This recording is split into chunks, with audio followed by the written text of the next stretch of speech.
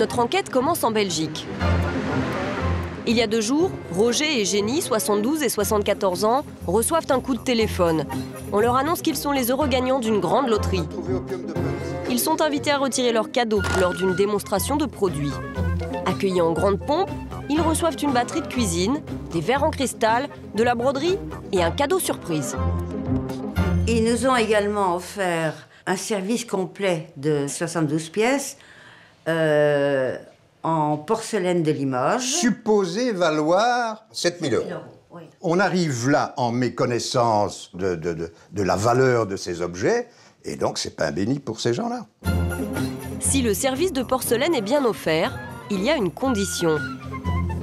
Faire graver les pièces à leurs initiales. Une opération facturée 49 €, multipliée par les 72 pièces que compte le service. Coût total, 3 500 €. Mais Roger et Jenny sont séduits par les cadeaux. Ils pensent même faire une affaire. Qui refuserait des cadeaux? Il n'y a personne qui refuse d'emblée des cadeaux. C'est Père Noël. La raison, si elle revient, en l'occurrence elle est revenue, ne vient que plus tard, parce qu'on commence à penser. Je me suis renseigné auprès des maisons de Limoges, ça n'existe pas. Ça n'existe pas. Les services à 7 000 €, un service de 72 pièces, c'est 1 500 €, gravés, monogrammés, etc. Donc voilà. Les retraités comprennent alors qu'ils sont victimes d'une tentative d'escroquerie et décident d'annuler la livraison du service en porcelaine. Mais pas d'achat, pas de cadeau. Alors aujourd'hui, un commercial vient récupérer tous les lots. Nous nous glissons dans la conversation, mais face à notre caméra, l'homme est un peu embarrassé. Voilà, ils ont été invités, ces messieurs-dames, avec sans obligation d'achat. On leur présente des produits. Par la suite, s'ils sont intéressés par des produits, ils deviennent dans ces cas-là acheteurs. Et quand il y a un client comme monsieur et madame, là, qui se décide pour des raisons personnelles qui leur est personnelles, on va dire, hein, dans ces cas-là, voilà. Alors pourquoi au jour d'aujourd'hui vous reprenez les cadeaux si jamais... Ah non, mais c'est pas des cadeaux, monsieur. Ça, c'est voilà, ce sont des choses qui sont offertes. Comme ces messieurs-dames sont repartis avec ces choses-là, dans le cas où ils auraient passé voilà. Par la suite, une commande et tout, ils auraient été acheteurs d'un service de porcelaine, ils conservaient ces choses-là. Voilà. Des choses offertes, mais pas des cadeaux. L'explication du commercial est confuse. Et pour justifier le prix du service, 2 fois plus cher que celui du marché, l'homme va être encore moins convaincant. Un service maintenant qui est monogrammé, etc., ça coûte énormément cher. Il faut venir voir les ateliers à Limoges. Les 36 postes qu'il y a de A à Z, vous avez le droit de visiter. On peut venir visiter alors, ça se passe... Ah ben pas spécialement chez nous, moi je sais pas. Hein. De plus en plus embarrassé, le vendeur remballe ses cadeaux et semble bien pressé de partir. C'est des personnes âgées qui sont appelées... Vous savez, monsieur, dans toutes les réunions, je vous explique une chose, les personnes comme ça, ce sont les plus disponibles en principe, j'ai bien dit, monsieur. Disponible, certes, mais aussi crédule. Ce couple bruxellois a bien failli tomber dans le panneau. Appâter des retraités à l'aide de cadeaux, voilà la stratégie qu'avait choisie cette société pour vendre ses services de porcelaine à des prix excessifs. De tels stratagèmes peuvent paraître évidents pour certains, reste que ces pratiques frauduleuses sont de plus en plus courantes. Roger et Jenny, eux, ont flairé l'arnaque avant qu'il ne soit trop tard, mais certains ont beaucoup moins de chance. Les personnes âgées sont des proies toutes désignées des arnaques et des escroqueries. On les imagine volontiers seuls, influençables ou fragiles.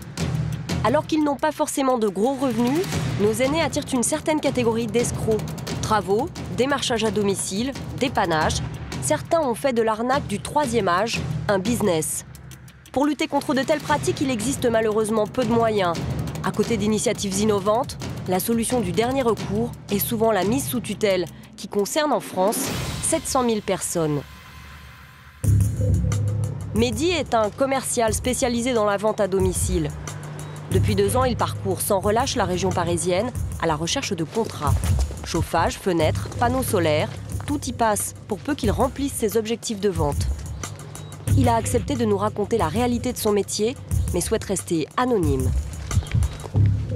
Le responsable lui demande de ramener des contrats signés. Il s'en fout de quelle manière c'est ramené. Il dit voilà, quitte à ce que tu montes, je m'en fous, mais je veux un contrat. Logiquement, quand on va chez une personne âgée, on sait que ça va vendre. Comment se passe une prise de rendez-vous? Est-ce qu'il y a des critères? Ouais, il y a des critères déjà dans les pages jaunes ou dans les listings quand on va marquer Huguette ou quelque chose comme ça, on sait qu'il faut appeler. On sait qu'on va pas tomber sur une personne de une quarantaine d'années. Les personnes âgées, déjà, elles lisent pas forcément le contrat de A à Z, tout ce qui est marqué derrière. Donc elle fait confiance au commercial. On peut lui dire par exemple que des fenêtres, c'est la haute technologie, grâce à ça, sa vie elle va être révolutionnée. Elle signe. Elle signe. Une fois que le client il a la confiance, on a son argent. Mehdi ne mâche pas ses mots. Ici, pas d'état d'âme ni de cas de conscience. Le message est clair. Il s'agit avant tout de faire du chiffre.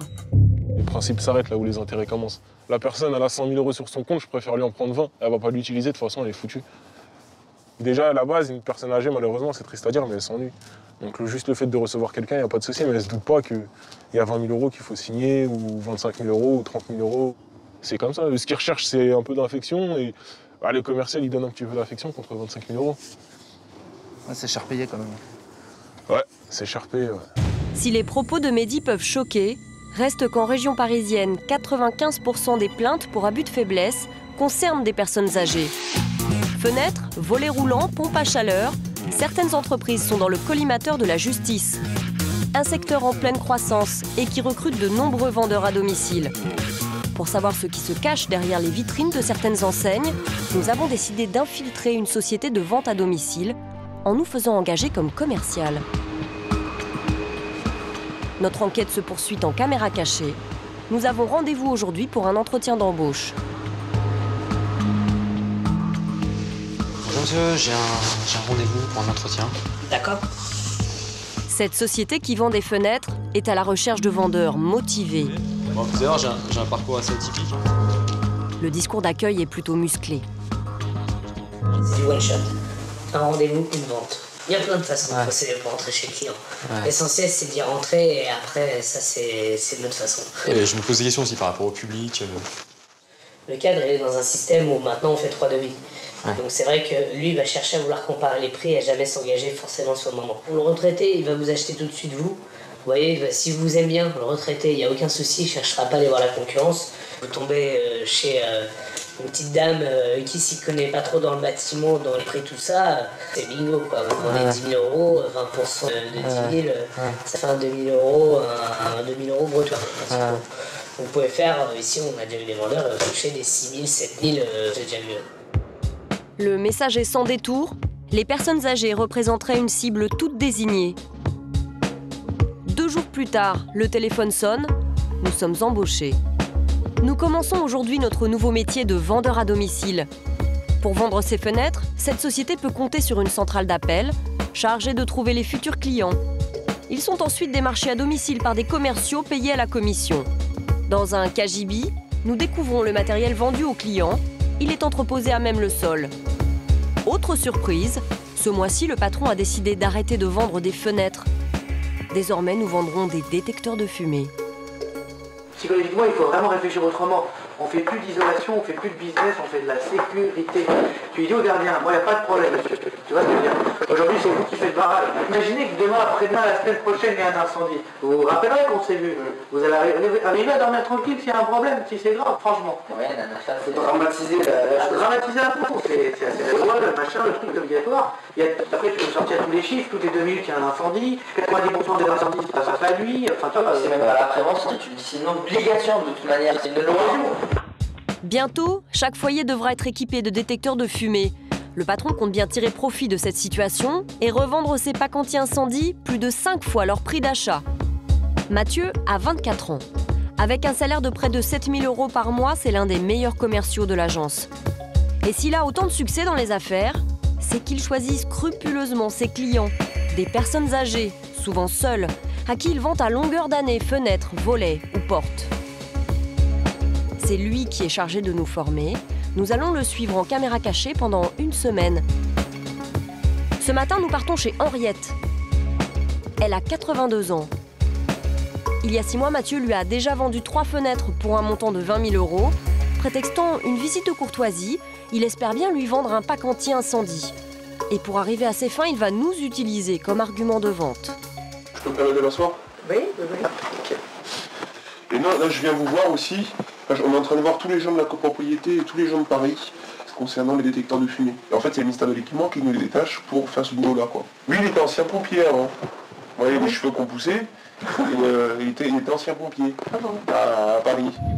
Non content de nous bombarder pompiers sur le tas, le commercial va maintenant chercher à effrayer la retraitée. Un incendie tous les 2 minutes, sur Paris et l'Île-de-France, ils ont doublé en 3 ans. Et ils disent qu'il y a une personne sur 3 qui est touchée dans sa vie par un incendie dans son appartement. Moi, entre-temps, j'ai le ravalement, là, un gros morceau. Ouais, je sais bien, alors. Bah, écoutez, il faut que je réfléchisse, parce que tout me tombe sur la tête avec un délai très court. Faut que je réfléchisse au moins 2 jours. Mais laisser Henriette réfléchir, c'est justement ce que Mathieu tente d'éviter. Alors au téléphone, avec son patron, il se lance dans un numéro de comédien. C'est vrai que ça brusque un peu madame, parce que madame m'expliquait qu'elle avait un ravalement aussi à effectuer. Et... Parce qu'en fait, en gros, le groupage, après, il se termine, quoi. Si j'ai bien compris, quoi. Parce qu'en fait, en gros, on passe de 549 à 800 €, quoi, ce que j'avais payé à l'époque. Ça m'ennuie de prendre une décision comme ça. Malheureusement, après, ça sera pour votre pomme. Et là, c'est ce que je vous disais tout à l'heure, vous paierez 800 €, quoi. Pour abuser Henriette, Mathieu lui fait croire à un imaginaire groupement de commandes qui lui permettrait de payer moitié prix. Mais pour cela, elle doit se décider sur le champ. Et sans même attendre sa réponse, Mathieu prend rendez-vous pour l'installation.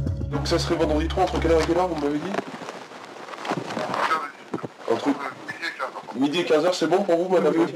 Bon bah écoutez, c'est gentil en tout cas, monsieur Clé. Nous venons d'assister à ce qu'on appelle une vente forcée. La cliente avait clairement exprimé son souhait de réfléchir avant d'acheter, mais Mathieu a délibérément fait pression sur elle en utilisant des arguments mensongers. Malheureusement, Henriette ne sera pas la seule victime de la journée. Mathieu enchaîne ainsi plusieurs déplacements à domicile avec son lot de mensonges, d'abus et de contrats signés. Il est maintenant 19h et le commercial se rend chez une cliente qui a un problème avec des fenêtres achetées quelques mois auparavant. Elle tente depuis plusieurs jours d'obtenir un rendez-vous avec Mathieu, qui ne semble pas vraiment inquiété par la situation. Elle m'attend comme le messie. Hein? Ah ouais, elle veut que parler de moi, traiter de avec moi. Et voilà, ça s'est bien passé, c'est moi qui lui ai passé la pommade. C'est un autre commercial de l'agence qui avait démarché cette cliente, mais Mathieu est décidé à reprendre l'affaire en main. Madame Tati a 75 ans, elle vit seule. Bonjour. Il y a 4 mois, elle a acheté une fenêtre certifiée auto-nettoyante. Pourtant, ses vitres restent désespérément sales. C'est loin d'être un détail quand on sait que cette fenêtre d'un type particulier lui a coûté près de 10 000 €. Mais pour Mathieu, pas question de perdre la face.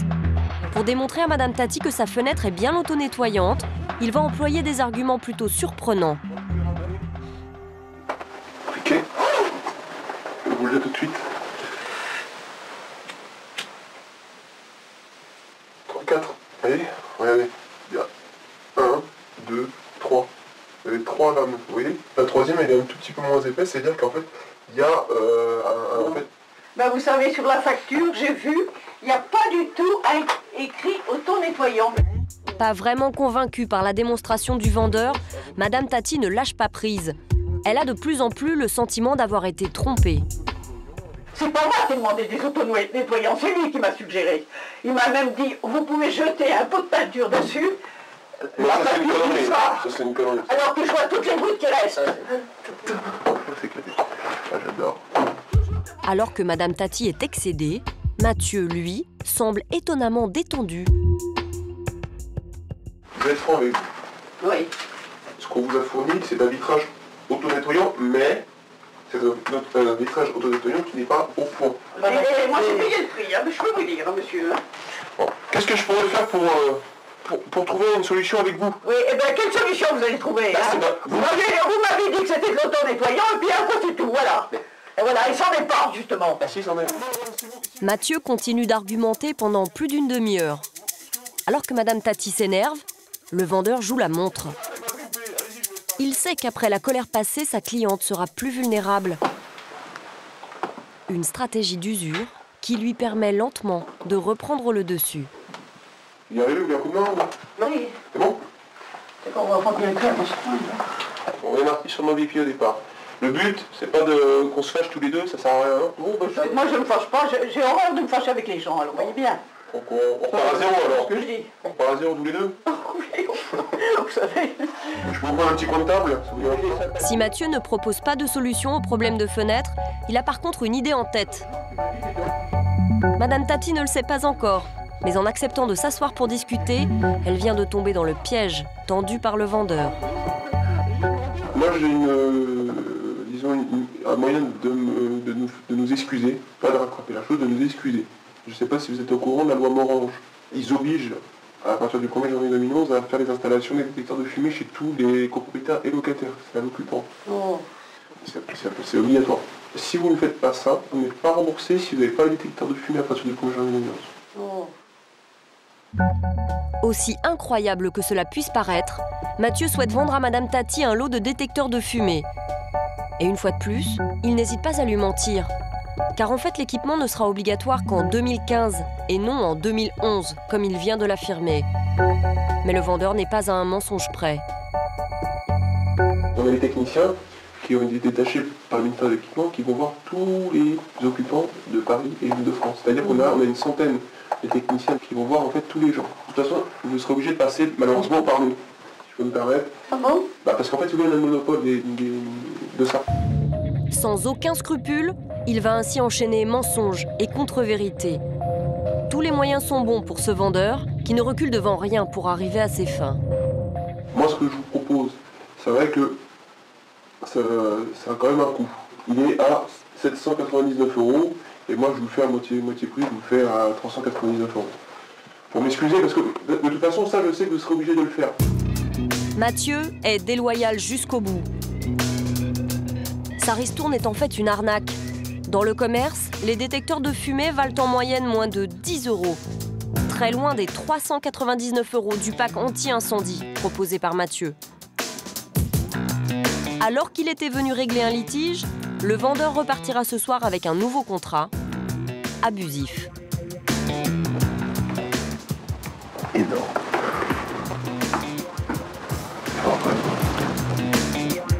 Mensonge, tromperie, abus de confiance.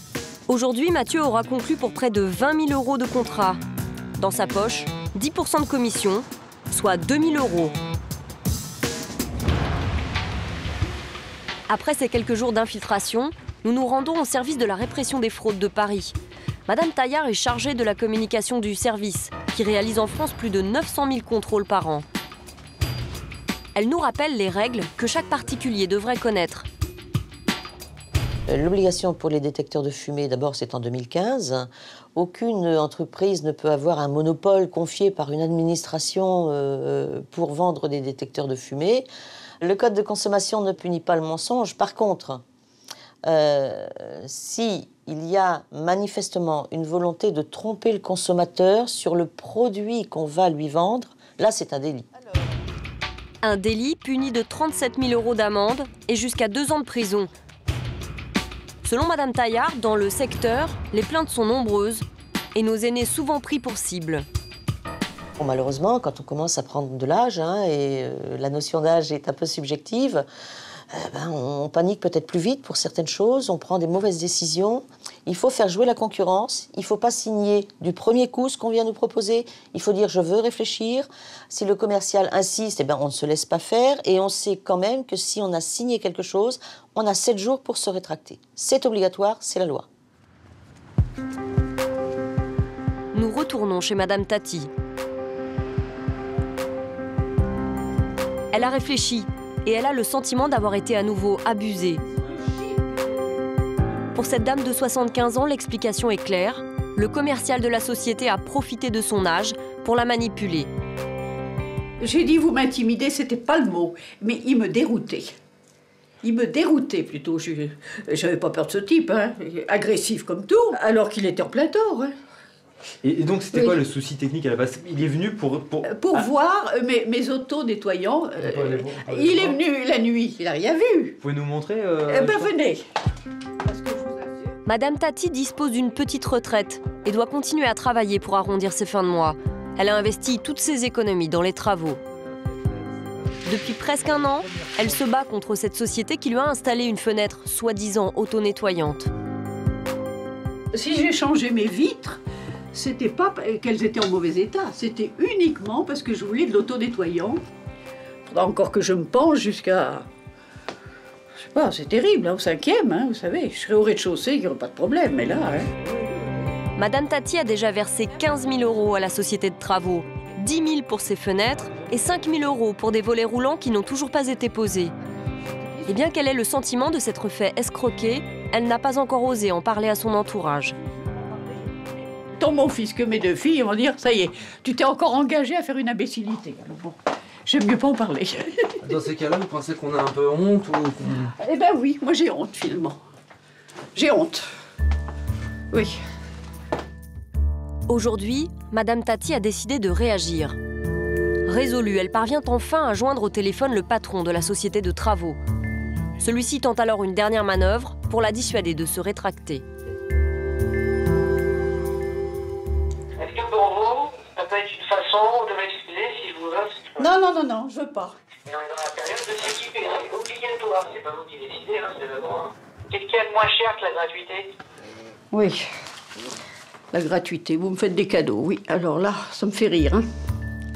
Madame Tati ne veut plus se laisser faire. Elle va d'abord se rétracter pour le pack incendie. Elle en a le droit, le contrat a été souscrit il y a moins de 7 jours. Mais elle va aussi tenter d'annuler la commande du volet roulant.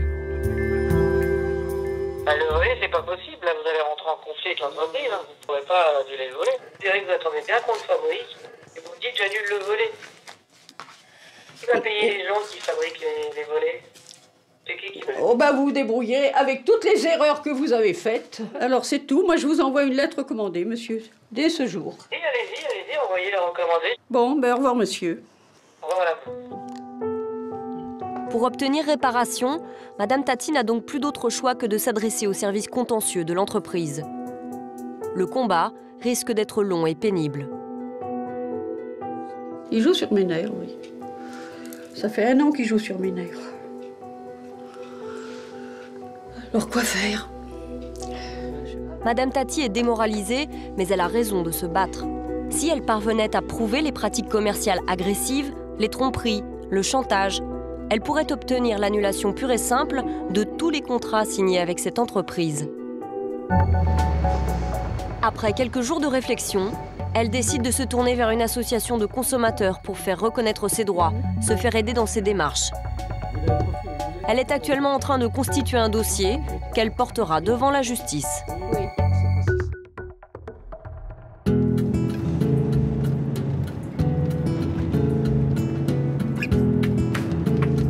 Lydie, 39 ans, est infirmière. Elle ne s'est jamais mêlée des affaires de son père. Mais il y a 6 mois, elle reçoit un coup de téléphone qui va la préoccuper. Sa banque m'a appelée en me disant, voilà, il y a un souci.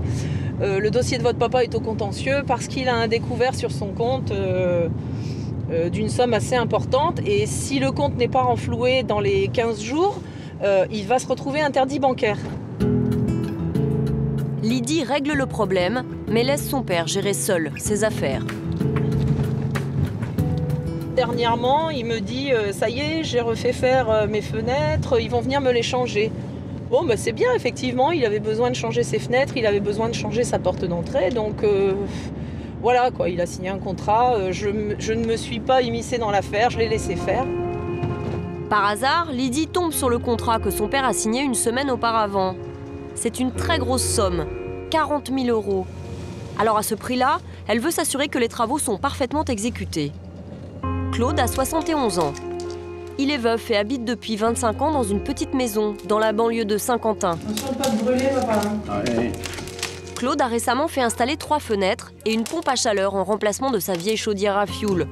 Un projet qui lui tenait à cœur depuis longtemps.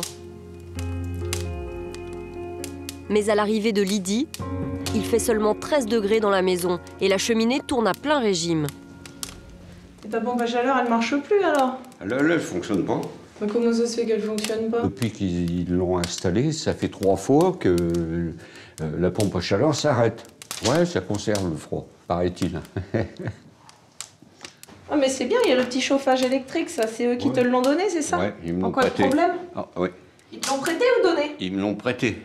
Ils sont gentils. Très Ouais, très gentils, ces Ils sont gens-là. gentils, tu parles. Bah, un petit radiateur comme ça pour une maison pareille, ça Oui, mais fait bon. pas grand-chose. Comme t'es un vieux, tu t'assois dans ton canapé devant ta télé. Bon, viens, on va regarder ça. Lydie n'est pas au bout de ses surprises. Non seulement le chauffage ne fonctionne pas, mais les malfaçons s'accumulent à tous les étages. Joints, finitions, raccords électriques, tout est fait de travers. Ils sont raccordés où? Sur des dominos. Mais ils ont...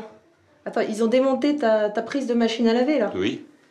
Parce qu'il m'a dit que la prise a failli cramer, donc il me l'a enlevée. Pour Lydie, il n'y a plus de doute. L'entreprise a abusé de la vulnérabilité de son père. Je m'attendais pas à ça. Je m'attendais pas à ça. Ça donne l'impression qu'il s'est fait avoir, quoi, c'est clair.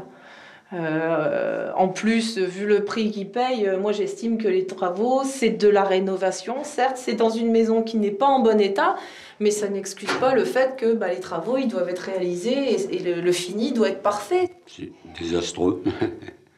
C'est moche. C'est ni fait ni à faire. Des travaux vite expédiés, des finitions qui laissent à désirer et surtout, la pompe à chaleur installée en plein milieu du passage. Et tu fais attention, papa, parce que là, il y a du verglas quand même. Même s'il y a eu du sel, ça glisse. Pas de chance pour Claude. Une plaque de verglas rend l'accès de la maison dangereux. Au moins, ils t'ont livré le revêtement en sol avec. C'est vraiment sympa, quoi. Ouais, puis en plus, moi j'ignorais totalement qu'il y avait de la condensation et que ça allait fuir comme ça.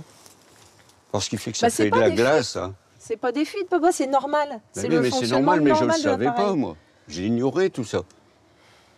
On m'a pas donné d'explication sur le fonctionnement, rien. Tu vois, ce qu'il y a là, papa, c'est que le début. Mais plus ça va aller et plus... Et plus, ouais, il va y avoir de l'épaisseur. Plus tu vas avoir de l'épaisseur de glace. Mais il y a plus grave. Dans le contrat signé par son père, elle découvre que la somme à rembourser est beaucoup plus importante que ce qu'elle imaginait. 40 400 €, ça regroupe ta porte, tes fenêtres et ta pompe à chaleur. Oui. Moi, j'ai fait un petit calcul. Tu as emprunté 40 300 €, tu vas rembourser 67 305 €, 60 exactement. Et je suis scandalisée de voir ça, quoi. Je suis scandalisée. Pour financer ses travaux, Claude s'est endetté jusqu'à ses 86 ans. Le commercial n'a pas hésité à lui vendre un crédit avec un taux d'intérêt très élevé, à plus de 9%. Mais jusqu'à aujourd'hui, Claude ne semblait pas vraiment avoir réalisé la portée de son geste. C'est vrai que je ne me suis pas rendu compte de la valeur totale. Hein. Je ne me suis pas rendu compte, il était pris par... parce que comme ça s'est fait en plusieurs fois, on m'a dit, là, vous allez rembourser 120 € par mois, là, vous allez rembourser 140 €, ce qui fait que j'ai été un peu perdu dans tous ces chiffres. Aujourd'hui, je le regrette. Ouais, mais papa, t'as signé un bon de commande, tu l'as vu quand même. Mais... Tu l'as pas vu, t'as pas regardé. Bah si, mais je vois plus bien clair et quand c'est écrit trop petit, je vois plus. Claude n'a pas vu que pour faire installer 3 fenêtres, une porte et une pompe à chaleur, il allait devoir payer 67 000 €. Alors pour arrêter les dégâts, Lydie et Michel, son compagnon, ont pris la situation en main. Ouais, tu vois, ça, il faut vraiment que ça parte. Il faut qu'il le déplace aujourd'hui parce que c'est trop dangereux, quoi. Lydie a insisté et l'entreprise a finalement accepté de régler le problème de la pompe à chaleur en envoyant des ouvriers. Mais elle n'est pas pour autant rassurée. Faut vraiment pas que tu les lâches, quoi, parce que moi, ma crainte, c'est qu'ils viennent, qu'ils voient un petit peu ce qu'il y a à faire et puis qu'ils disent aujourd'hui, on n'aura pas le temps, monsieur, il est 10 h. S'ils viennent déjà à 10 h, moi, je le sens pas, quoi. Je le sens pas, je crains que les gars, ils arrivent et puis qu'ils repartent comme ça en disant soit qu'il manque du matériel, soit qu'ils peuvent pas le faire parce qu'il fait trop froid ou je ne sais quoi, donc... Bon, je file parce que là, je vais être en retard pour ma tournée. Donc, je te laisse, hein, et puis on s'appelle, ok? D'accord. Allez, à tout à l'heure. Les ouvriers arrivent avec 1 heure de retard. Et au lieu de faire profil bas, ils vont tenter de renverser la situation en accusant Claude d'avoir déréglé la pompe et provoqué la panne. Moi, je sais très bien que ça a été touché. C'est sûr et certain. Par qui? J'en sais rien, moi je suis pas là. Par qui? Et c'est pas papy qui va s'amuser à toucher à ça? Moi je suis désolé, la garantie elle va sauter un jour. Attendez, attendez, vous vous énervez pas. Personne n'a touché à la chaufferie. Depuis le temps que c'est monté, ça ne fonctionne pas. Il fait -5 dehors, on est obligé de faire chauffer du bois. Bon, attendez, il y a des limites quand même. Hein. Après plusieurs minutes de discussion, Michel va enfin obtenir des réparateurs qu'ils déplacent la pompe à chaleur. Munis d'une caméra amateur, nous nous faisons passer pour un membre de la famille. Le stagiaire de la société semble embarrassé. Bah ouais, c'est vrai que je ne donne pas mon jugement parce que sinon on va me sauter mon stage. Mais bon. Pourquoi tu dis on va me sauter mon stage si je parle? Parce que je trouve pas c'est du bon boulot. En même temps, c'est pas évident quoi dans le passage.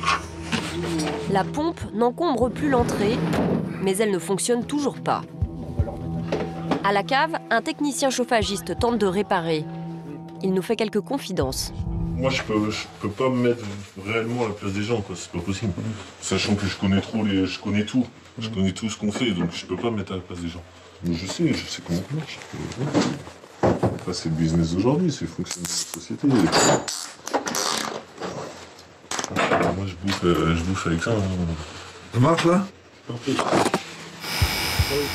C'est la fin de la journée, la pompe à chaleur fonctionne enfin.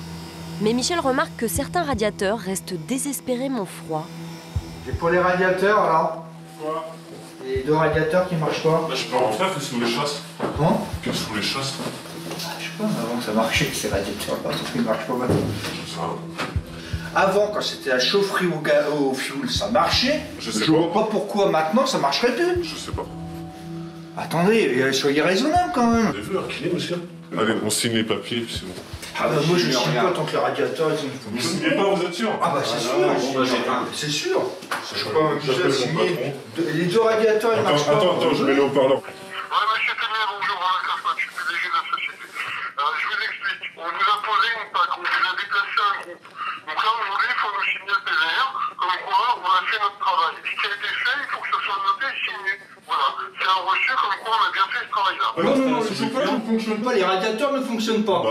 2 radiateurs qui marchent pas et c'est l'installation du client, c'est pas la mienne. Ah, je regrette avant. Non, ça marchait au moment où vous l'avez installé. Je vois pas pourquoi aujourd'hui ça marche pas là. Moi j'ai pas vu que ça marchait. Ah bah je vous dis que ça marchait avant. Ah bah oui, hein. Bon, je coupe le chauffage, je m'en vais, j'ai un autre dépannage encore après. C'est coupé. Bonne soirée. Bon, d'accord, ok. On va passer une bonne nuit en attendant. Hein. Laissez les gens sans chauffage. Bonne nuit, hein. Votre conscience professionnelle, chapeau. Et votre publicité aussi. Sans aucun état d'âme, les techniciens laisseront Claude sans chauffage, ce soir encore. Claude et Michel restent abasourdis. J'aurais jamais dû signer avec ces gens-là, moi. Ah oui, voilà. Quelle bêtise j'ai fait. Ils sont agressifs, vous avez vu l'agressivité des gens? Ouais. C'est malhonnête. Alors moi, ce soir, je vais encore dormir sans chauffage. Ouais, bah voilà. Hein. Bon, avec du -5 dehors, c'est inadmissible quand même. Pourquoi vous n'allez pas chez votre fille, monsieur Tellier? Oh non. J'aime pas embêter le monde. Ouais, moi je vous emmène, hein, puis je vous ramène demain matin, puisqu'on est obligé de revenir. Vous faites même pas la route, c'est même pas vous qui allez conduire. Bon. Ouais, peut-être bien, oui. Ouais, bah je vous emmène. Hein, ça sera plus raisonnable, comme ça. Ouais. Attention à la marche, avec le verglas. Ouais. Pour dormir au chaud, Claude ira donc ce soir chez Lydie et Michel. Mais pour cet homme de 71 ans, les ennuis sont loin d'être terminés. Claude peut compter sur sa famille pour le protéger. Mais pour les personnes âgées qui vivent seules, difficile de savoir à qui accorder leur confiance. Alors certains seniors ont choisi de bien s'entourer. Depuis 2 mois, Adrien, 23 ans, assiste Jean-Pierre, 74 ans, pour les tâches de la vie quotidienne. Adrien travaille dans une société d'aide à domicile. Pour 20 € de l'heure, il intervient 2 fois par semaine chez ce retraité qui vit seul depuis son divorce. Aujourd'hui, Jean-Pierre veut réserver un hôtel sur Internet pour un prochain voyage. Là, il est dans le centre-ville, hein, donc vous voulez voir un peu les chambres et ce qui... Déjà la localisation. Pour Jean-Pierre, qui nourrit encore de nombreux projets, l'aide d'Adrien est précieuse. C'est un outil que j'utilise très mal, que j'apprivoise petit à petit. Et bon, par exemple, là, ce qu'il est en train de faire, à partir d'une adresse, aller sur Google Maps, c'est pas des trucs que je sais faire. Hein? Bon, et puis en plus, là où il va mettre 5 minutes, moi je vais mettre une demi-heure. Le but, c'est que je vous forme quand même. Hein, Exactement. Car si Adrien intervient 2 fois par semaine chez Jean-Pierre, ce n'est pas uniquement pour l'aider en informatique, mais aussi pour l'assister dans la gestion du quotidien. Factures, loyers et tentatives d'arnaque dissimulées dans le courrier. Chez Jean-Pierre, les papiers ont tendance à s'accumuler. C'est un rappel d'impôt, c'est une taxe d'habitation, par exemple. Et vous l'avez payé ou pas? Non, donc je viens le faire. D'accord. Bah, moi, ce que je vous propose, c'est que je vais on va faire différentes piles et tout ce qui reste à faire, on va les mettre d'un côté, comme ça on pourra traiter tout ça à la fin et le reste on pourra archiver. Au-delà de la paperasse, la présence d'Adrien permet aux retraités de continuer à tisser des liens. Et c'est aussi une expérience enrichissante pour le jeune homme. Un échange, en quelque sorte. Jean-Pierre, typiquement, on a pas mal de passions en commun. La géopolitique, l'histoire, les voyages. On peut être très bien amené à discuter de choses et autres et on sent qu'on est utile, donc c'est vraiment très, très gratifiant, j'ai envie de dire. Ça permet des échanges intergénérationnels qui sont intéressants. Ouais. Évidemment, il y a un papier que je chercherais, par exemple, depuis 2 ou 3 jours, je vais le ranger tout de suite.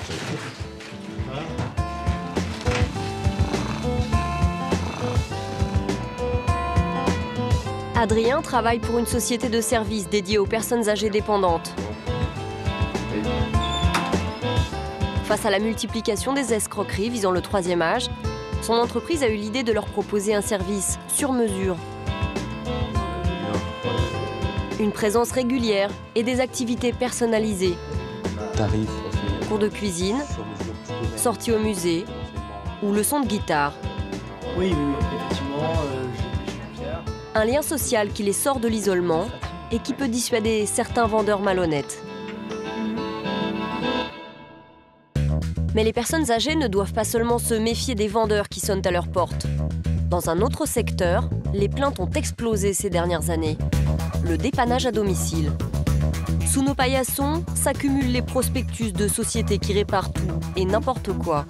Nous avons voulu nous faire une idée de l'ampleur du phénomène. Denise, 80 ans, est comédienne. Frédéric, 34 ans, est plombier. Ils sont nos complices. Notre décor, une cuisine comme les autres, à l'exception d'un détail. Celle-ci est équipée de caméras. Pour l'instant, dans notre cuisine, tout fonctionne sans problème. Mais notre complice, le plombier, va simuler une petite fuite sous l'évier. Pour cela, il dévisse légèrement quelques boulons de la robinetterie. Logiquement, pour réparer la fuite, un plombier honnête aura juste à remplacer un joint. Rien n'a changé, ni la robinetterie d'alimentation, ni de faire une modification de cuivre. Rien n'a changé, juste le joint. 5 minutes de travail. Selon la tarification en vigueur, la réparation ne devrait pas coûter plus de 100 €.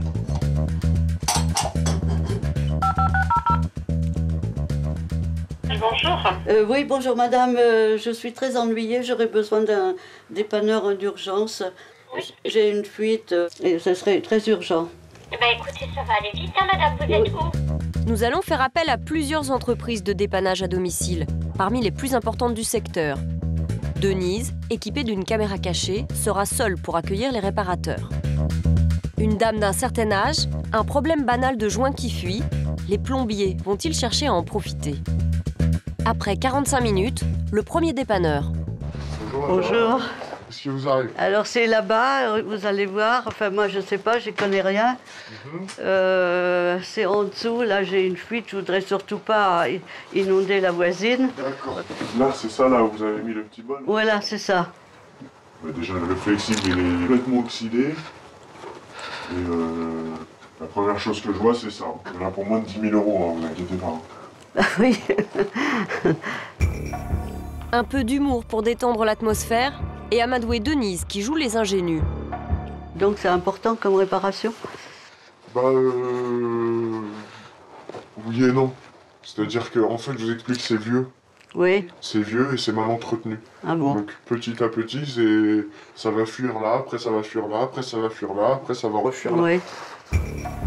Pour effrayer Denise, le réparateur exagère. Aucun risque d'inondation dans cet appartement, mais l'homme n'hésite pas à mentir pour faire grimper la facture. La révision des joints, c'est-à-dire la révision de tout le, de toute l'alimentation, que ce soit ici, dans la salle de bain, dans les toilettes, c'est toutes les révisions, ballons, etc. Révision complète de toute la jointure. Ce qui fait un total de... TTC, ça vous fait 342,33. Au revoir, monsieur. Un devis d'environ 350 € pour un simple boulon dévissé. Denise se contentera de régler le déplacement. Moins de 15 minutes après, un nouveau réparateur. Non, c'est là, au-dessus. Là, elle est au-dessus, la fuite, là, au-dessus, voilà, où il y a le bol. Vous avez vu le bac? Non, non, non, je sais pas. Oh, regardez le bac, comment il est vétuste, madame. Là, vous allez avoir des fuites partout après. Ah bon? L'idéal, ça aurait été de changer le bac, madame. Regardez comment il est rouillé, comment il est... Ouais, mais ça n'a rien à voir avec la fuite. Non, mais vous allez pas tarder à avoir une fuite ici aussi, madame. Là, je vais vous faire les papiers tout de suite. Lui aussi essaie de vendre à Denise du matériel qui n'a pourtant pas besoin d'être changé. Un diagnostic abusif destiné à augmenter le prix du devis. Vous avez forfait fuite, incluant première heure de main-d'œuvre, incluant déplacement, incluant fourniture joint. C'est 170 €. Et ensuite, vous avez les pièces, madame. Voilà, ça fait 110. 110. Et la filasse, tout ça, je voulais même pas compter, madame. Voilà. Le dépanneur affirme faire un geste commercial alors qu'il réclame plus de 280 €, presque 3 fois plus que l'estimation de Frédéric. Denise refuse la réparation, mais le soi-disant plombier va chercher un autre moyen de lui soutirer de l'argent. Mais aujourd'hui, vous nous avez appelé pour faire quoi, madame? Parce que moi, je viens pas pour faire les devis, madame. Moi, je viens pour travailler. Et je vais vous facturer une recherche de panne, moi, madame. C'est quoi une recherche de panne? C'est ça, une recherche de panne. Comme quoi que j'ai recherché la panne. C'est 147 €. Non, mais je vais pas vous payer 147 €, excusez-moi. Je vais voir avec mon patron. Voilà. Denise fait de la résistance et refuse de payer les 147 €. Le patron exige de la prendre au téléphone. Allô? Oui. Oui. Je veux bien payer un déplacement, mais pas un déplacement de 147 €. Il n'y avait pas de recherche de fuite, c'est moi qui lui ai montré où était la fuite. 52 €, c'est très bien, voilà. Ça, je veux bien vous les payer, voilà. Je vous en prie, voilà. Denise obtient finalement gain de cause. Mais avant de partir, le dépanneur qui perd sa commission va tenter un dernier coup de bluff. Ouais, mais là, vous allez inonder les voisins, là, madame. Là, la suite, ça va être importante, madame. Là, vous allez inonder le voisin. Oui. C'est sûr. Bah oui, si je coupe pas l'eau, c'est sûr. Nous tentons notre chance avec un troisième plombier, un artisan local trouvé dans l'annuaire. L'homme est plutôt cordial et tout disposé à ne pas laisser Denise seule avec sa fuite. Attendez, je vais essayer de vous arranger ça rapidement. Je ne vais pas laisser une dame comme ça, quand même. C'est gentil, merci. En moins de 5 minutes, ce plombier semble identifier l'origine de la fuite, le boulon dévissé par Frédéric. Mais étonnamment, l'artisan va faire un tout autre diagnostic. C'est votre mitigeur. Ah? Et alors? Il faut le remplacer. Flexible, évier, mitigeur, à chaque plombier sa panne et sa pièce à changer. Quant au prix, la tendance est clairement à l'inflation. Voilà, remise TTC 650 € avec la remise qu'on fait au client. Ça faisait 719. Oui. Avec la remise, ça fait 650. Ça, vous faites ça, vous êtes tranquille. Merci, au revoir. Je vous en prie, merci, au revoir. Sur les 3 entreprises de dépannage contactées, toutes ont cru pouvoir profiter de la situation. Oui. Pour notre plombier complice, le constat est alarmant. La particularité de cette panne, c'était juste changer un joint. La seule chose qui peut s'en rapprocher, on va dire que c'est le premier, puisqu'il met juste le changement d'un flexible.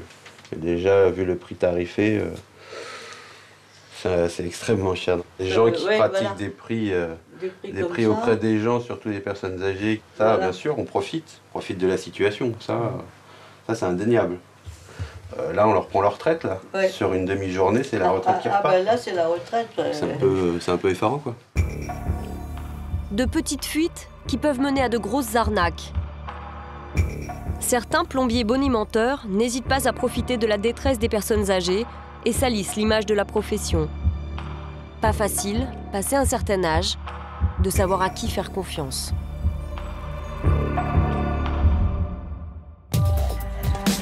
Retour à Saint-Quentin, en Picardie. Claude a passé la nuit chez sa fille Lydie. Les ouvriers qui devaient ce matin reprendre leur matériel trouveront donc porte close. Car Lydie a bien l'intention de s'expliquer avec le responsable de l'entreprise.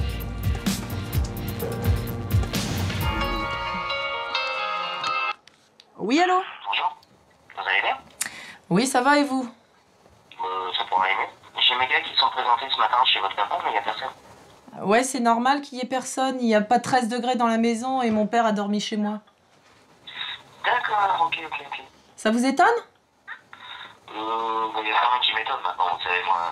Le fait de refuser de signer le procès-verbal de réception, déjà, c'est un non-sens absolu. Hein. Ce qui est un non-sens absolu, c'est de couper le chauffage à une personne âgée.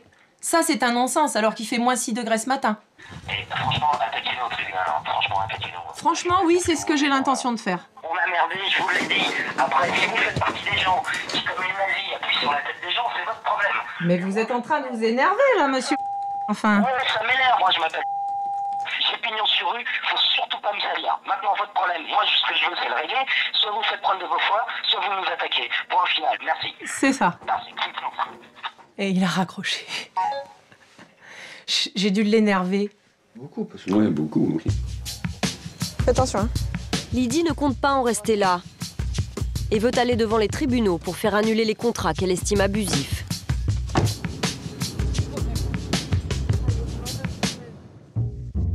Elle a décidé de se faire aider dans ses démarches par Maître Donnette, un avocat spécialisé dans ce type d'affaires.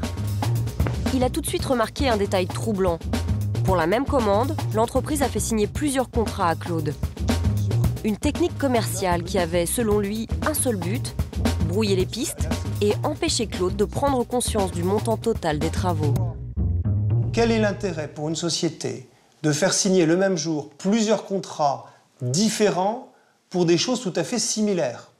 On ne voulait pas que vous puissiez facilement avoir conscience de l'étendue de l'engagement que vous preniez, et pour éviter que vous puissiez facilement faire les additions ou vous rendre compte de l'état d'endettement dans lequel vous alliez être projeté, eh bien on a tout simplement fait de plusieurs contrats qui vous ont conduit à ne pas vous poser de questions. C'est ainsi que Claude s'est engagé pour un montant de 67 000 €, car en plus des travaux, pour chaque contrat, il y avait un crédit, avec des taux d'intérêt frôlant les 10%. J'ai calculé que sur la totalité des financements, vous pouviez avoir un prêt à taux zéro pour à peu près 30 000 €.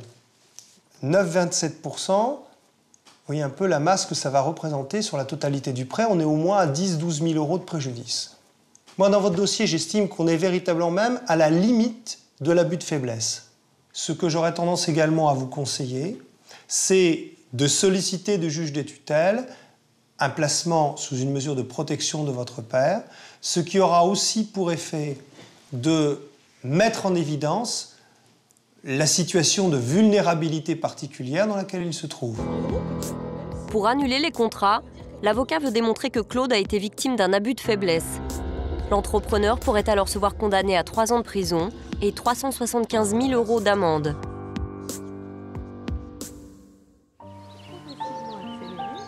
Quelques semaines ont passé, mais pour Lydie et Claude, l'épreuve qu'ils viennent d'affronter a laissé des traces.